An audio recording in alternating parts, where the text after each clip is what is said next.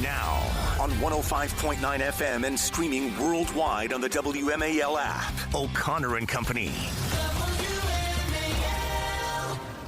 6:07 on this 23rd day of December. Good morning. Thanks for letting us be part of your morning routine. I know things are busy, but we'll keep you company while you're getting everything done just in time for the holidays. Coming up at 7:05, David Bozell. Ooh, almost called him Brent Bozell. Old habits die hard. David Bozell from Media Research Center. At 7:35, Michael McDonald from the Catholic League. 8:05 is Steve Moore. Talk about the economy, looking backwards and looking forward to next year. And then at 8:35, friend of the program, Carla Ondrasik. She of the Ondrasik 5 for Fighting family. She's got a brand new book out called Stop Trying. It's Larry O'Connor with Patrice Onwuka. Good morning, Patrice. Good morning. Good morning, everybody. Habits die hard. I almost said wished you a happy something. Tomorrow we'll wish you a happy Eve, Christmas Eve. And we'll say Friday for Are you okay? Boxing Day. You seem a little discombobulated. Just a bit. You're still a little stoned from the Scotch tape and wrapping paper fumes, aren't you? I know how I tell you. Do you do all the wrapping in the house? Meredith does. About 90%, yes. Yeah. Meredith locks herself into a room. My husband wraps his gift to me, but I already know what it is. So. Oh, because you bought it for him. Here. No, because I told him this is what what you're getting me. Yeah, exactly. Enjoy. Well, there's a Christmas gift of sorts being offered to illegal immigrants in this country by Secretary of Homeland Security Kristi Noem yesterday. Now, let's first tell you where things stand right now. Looking back since January 20th, when the president was sworn into office, and his top priority was securing the border and then finding the criminal illegal aliens and getting them deported back to where they belong. If their countries wouldn't take them, then they went to a third-party nation, including that prison in El Salvador that's now the center of a media controversy over 60 Minutes and CBS News. We'll get into that a little later in the program. Or people were offered cash money to self-deport, which is incredibly kind and generous of our nation. You came in here, you broke our laws, you continue to break our laws in various respects, not least of which working illegally and working outside of the confines of the regulated order for Social Security, Medicare payments, as well as regular taxes and income taxes. And don't start with me, they pay tax. No, they don't. No, they don't. Not like we do. And also, by the way, illegal immigrants who are working in this country, majority of them are also guilty in one way or the other of identity theft. Otherwise, they wouldn't have a job. They couldn't get work unless they pretended. Get, legitimate work authority. That's right. Yet they were offered cash. They said, listen, you know you're here illegally, you know you broke the law, and you deserve to be punished, but instead, because we're so kind, because we're so generous, we'll look the other way. We'll give you amnesty of sorts. We'll let you go home, and we'll give you cash for the spending money, and we'll pay for your flight. Yeah. And once you're home and you reset, if you want to come here legally, you'll still have a chance to do that. That's right. Incredibly generous. And can I tell you something now? The numbers from the Department of Homeland Security, 1.9 million people took advantage of that offer this past year, plus another 600,000 plus got deported against their will. That's 2.5 million illegal immigrants who are no longer in this country. That's one of the reasons why when the president announced his job numbers, he said 100% of the net new jobs were all went to legal immigrants or American citizens. That's huge. That's right. That's massive. And it is and massive. Really important. I'm all for it. As a legal naturalized citizen who came to this country through the long, arduous process. My family spent a lot of time and money. Yep. We're pleased when other people do it the right way. Well, for Christmas, Secretary of Homeland Security Kristi Noem decided to offer one last incentive for anyone in the country illegally this holiday season. Take a listen. Well, it's home for the holidays season, so not only are we returning those kiddos back to their families that Biden lost, we also are saying that if you voluntarily want to go home now to your country, if you're in this United States of America illegally, we will give you $3,000 through the holidays to send you home. We'll buy you a ticket, give you $3,000 to go home, and that includes People that have not been detained, maybe have interacted with us, are detained and don't have criminal charges against them, raise your hand. We'll help you get home. We'll facilitate it, and you might get the chance to come back to this country the right way someday. If you wait until we interdict you and detain you and arrest you and have to deport you ourselves, you'll never get the chance to come back. So go on the CBP home app and get the information, and we'll make sure you get home in time for Christmas. Patrice, that's the perfect description of carrot and stick, right? Here's your carrot. It's a nice carrot, $3,000 cash.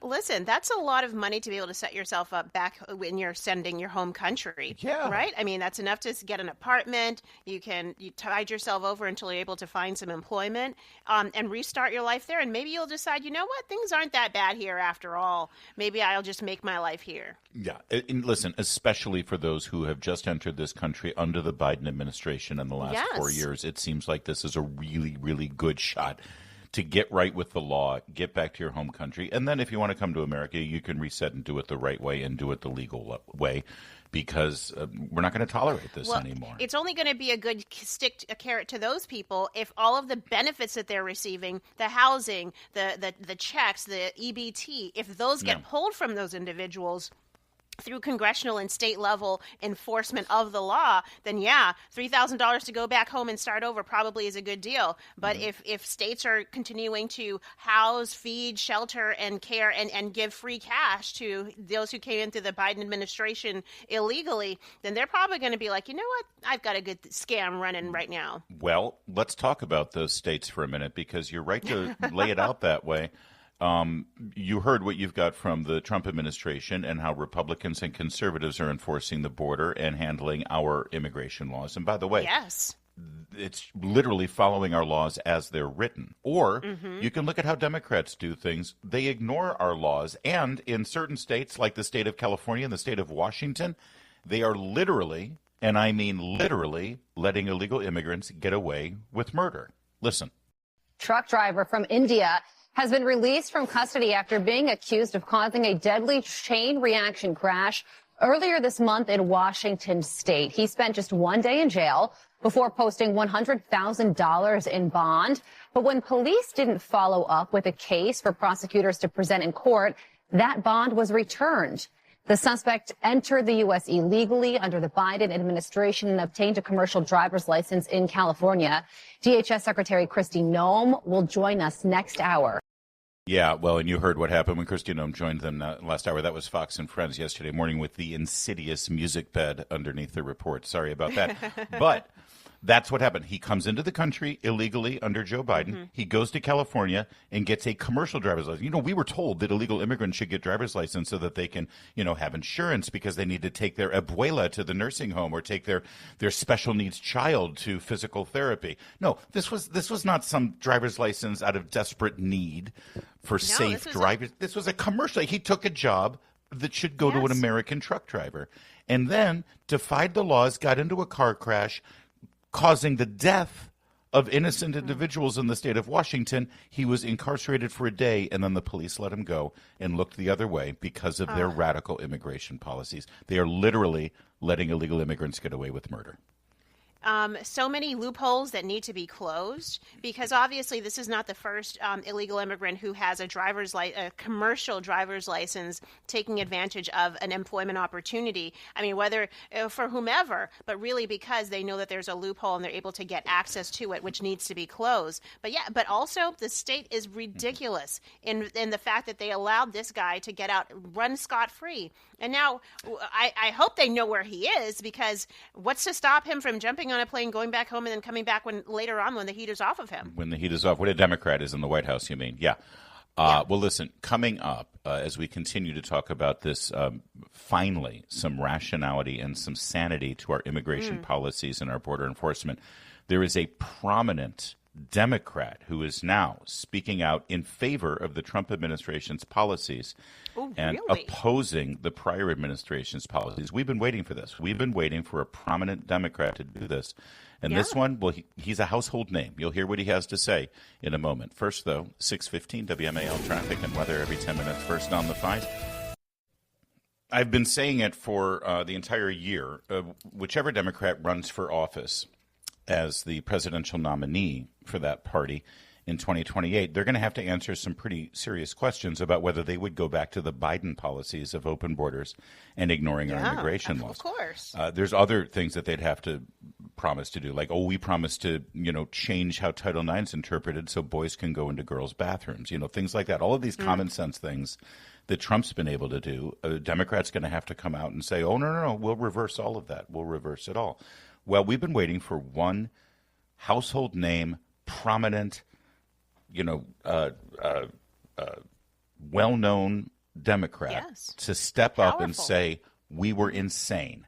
And the Biden border policies were a nightmare, and we can never go back. And we finally have it. Take a listen. A vibrant immigration, but we don't want immigrants that are coming here illegally, draining us of resources, and also and being prioritized above people that are actual literal heroes that are coming home, or that are still recovering from 20 years of endless war, or anybody else in our society, right? But everybody's talking about it. All right. Did you recognize that voice? There was a hint of Joe Biden in it, in that voice towards the end. I caught that. Weird, right? But Joe Biden is not that clear. He's not lucid like that to be able to speak. Well, this guy has a little Joe Biden in him, but he's also not always lucid. That's Hunter. Ooh, that was Hunter Biden on the Sean Ryan podcast, basically decrying his own father's open border policies again. Vibrant immigration. But we don't want immigrants that are coming here illegally, draining us of resources, and also and being prioritized above people that are actual literal heroes. Yeah, and the heroes he's talking about were refugees from Afghanistan and other war-torn countries. So isn't that something? Hunter Biden. The fact that he's the only prominent Democrat and well-known Democrat, of course, he's never held elected office, unless you call, being an illegal lobbyist for foreign nations and collecting billions of dollars. He's the first. Even Gavin Newsom wouldn't say that. Kamala Harris wouldn't say that. They can't. But Hunter Biden is taking the lead. He's literally. He said what my father did for the past 4 years was wrong, and he's saying the other part about that out loud. Not just that he let illegal immigrants in, his dad did, but that they drained the resources and obviously took resources away from others who, whoever he wants to consider that. But that is a huge omission, and I think Mayor Eric Adams, as a parting shot, should just share that on his social media. Yeah, I was right the first time when your dad came after me. Yeah. It's funny. In the course of the interview, partly because of the border and partly for other policy disasters of his party, he said, I don't even know if I'm a Democrat anymore. Now, you see, that's the new thing. You started with Karine Jean-Pierre saying she's leaving the Democratic Party. Now we hear Hunter Biden questioning whether he should leave. This is going to be a thing in 2026. Yeah. By the way, Hunter Biden was also making it sounds like he wants to start selling his art again as a fundraiser because he's in deep trouble. Is he broke? Litigation sucks. I've been tied up in criminal and civil and in courts, and I've been tied up in criminal courts because you broke the law. That's why. Thank you. It's like you're an unrepentant addict who broke the law for years, and now you're like, will not take responsibility. Really it's expensive to pay for these lawyers to defend yourself from all the crimes I've committed. he goes on. I got I don't know, $14-15 million in debt that I have no idea that. I mean, millions of dollars in debt. That. Nobody's riding to the rescue for Hunter Biden. My dad, entered the presidency as the poorest man to ever take the office, and he left the presidency, not poorest. I mean, which he's fine, but we have no generational wealth. I don't have any, despite what these guys say, there's no billions of dollars buried underneath my dad's house in Delaware. Where is it buried? It's buried under yours. Yeah. That's not where it's buried, and you'll never find it. No, it's true. They're in financial dire straits right now, partly because, yes, he's been a drain on the family because of his legal bills, because he's a criminal. But they can't even raise any money for the Biden library. It's actually kind of sad.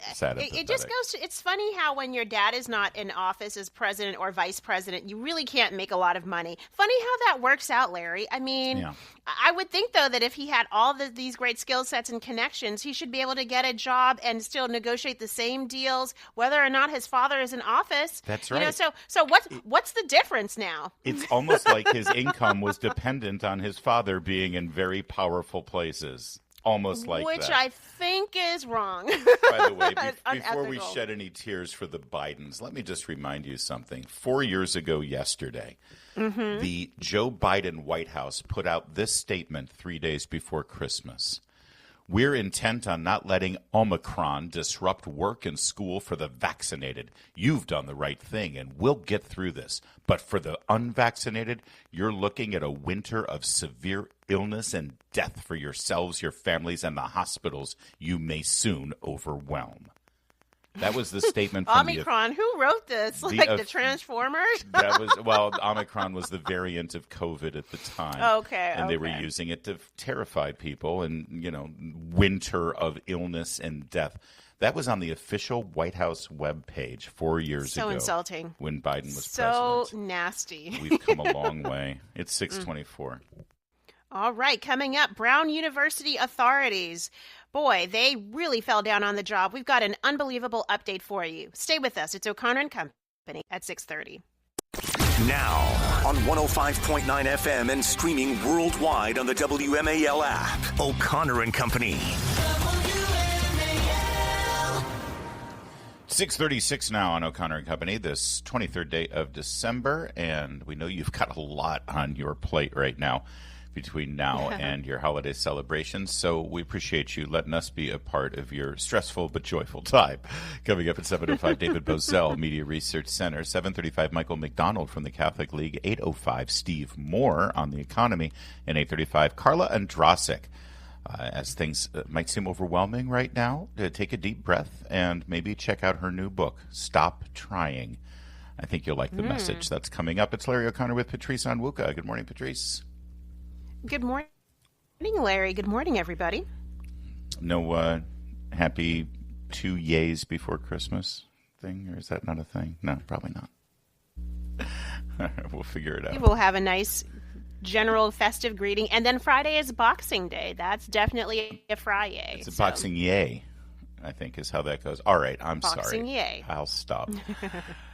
We're learning more about the murders on the campus of Brown University. You'll remember the shooting that took place over the weekend, leaving 2 dead, 9 injured, and leaving us completely dumbfounded by what appeared to be either incompetence or political gamesmanship from the police department, the elected officials, and everyone in authority at Brown University at their hapless behavior during press conferences, trying to inform the public with information that never really made sense.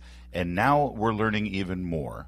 How often does this happen after a shooting? Oh, he was on their radar. Well, in this case, unlike other shootings, it's not the FBI who's to blame. It appears it's those locally on the ground at Brown University who were literally hired to be in charge of security. Take a listen to this local news report.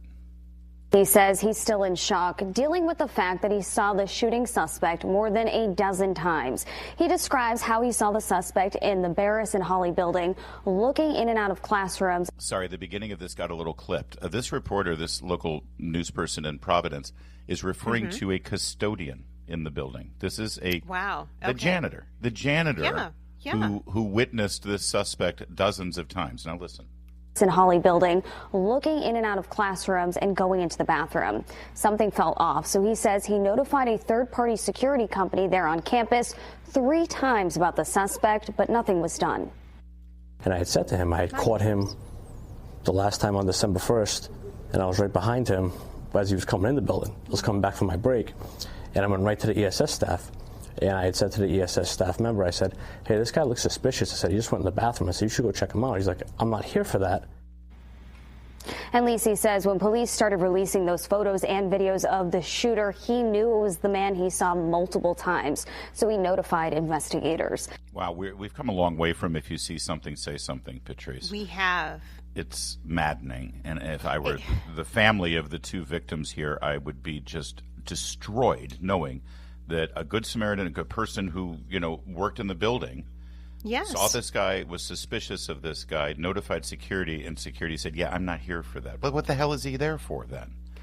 And the fact that this happened so many different times on different occasions. I mean, this is what happens when you want to believe everybody has all good motives all the time. Oh, a random guy looking into classrooms who probably doesn't belong on campus. Let's just let him alone. Oh yeah, there's a homeless man sleeping in the basement. He turned out to be a hero, but still, let's just let bygones be bygones. No, you have to take security seriously. And the university, all of the people, the private security involved here. I mean, what kind of security is that? But it wouldn't surprise me if the university now scapegoat this private security company for this whole thing, and they don't take seriously their blame in this. It was the homeless dude who lived in the basement who ended up tipping off the police about the suspect in the car. He thought something was up. The day of the shooting, the homeless dude followed him around the block, made note of his license plate. Let the police know. That lead ended up connecting the dots. But again, the police didn't observe. The security didn't observe it. Just a regular, everyday American bystander. This one happens to be a homeless dude who has a complicated history. I've been reading into that, living in the basement of the building. Also, the Brown University staff, it turns out, or at least according to many reports, and they have not denied it, that although there were security cameras in the room and in the building, many of the security cameras employed at Brown University for the sole purpose of either deterring an attack like this or being able to help in the investigation immediately following an attack. Those cameras, it appears, based on many reports, were turned off out of sensibility to pro-Palestinian protesters and anti-ICE protesters who were afraid that those cameras would be used to identify them while they were engaged in illegal activity on campus. So for political purposes, the cameras were shut off. This entire Brown University needs to have their federal funding pulled from them, and they need to be sued into oblivion. It's so upside down, the logic, though, Larry. And here's the thing. This is Brown University. You cannot tell me that this is only isolated to Brown University. No, you cannot. Every Ivy League university right now, frankly, every school where the pro-Palestine, anti-conservative movements are running the show, pro-trans everything, these kids are running the show, and they're running the ship into the ground because there are no adults in administrative roles to stand up to them. There are plenty of administrative roles, by the way, bloated administrative roles, by the way, but not willing to actually do what needs to be done, which is education and security. Well said. And I'll button it up with this. When you go to a security guard and you say, dude, there's a guy, he doesn't look like he belongs here. He's looking into classrooms. He's ducking into the bathroom. I've seen him multiple times. You should check him out. And security ignores it and says, that's what I'm here for. That is a direct connection to the lawlessness that we have seen for the last year or two on our college campuses by these protests. When you allow your college campus to become a center of lawless, uncivilized behavior, like the occupation and the barring from Jewish students of walking across the quad and setting up tents and living on campus and all of the lawlessness that went associated with those protests. Well, if you're willing to tolerate that, clearly you're going to tolerate some stranger looking into windows. I mean, that's the problem. To live in an orderly society so that these heinous crimes don't take place, you need to enforce all of the laws, even the ones that you find to be petty, inconvenient, or not righteous for the cause. It's 6:43. Well, the people of New York are learning a really fascinating lesson here. Apparently, if you elect a man who utilizes terms like globalize the intifada and hangs out with unindicted people linked with al-Qaeda and people who downplay the October 7th attacks on innocent Israelis, it turns out you end up populating your transition team with radical anti-Semites and anti-Israeli individuals.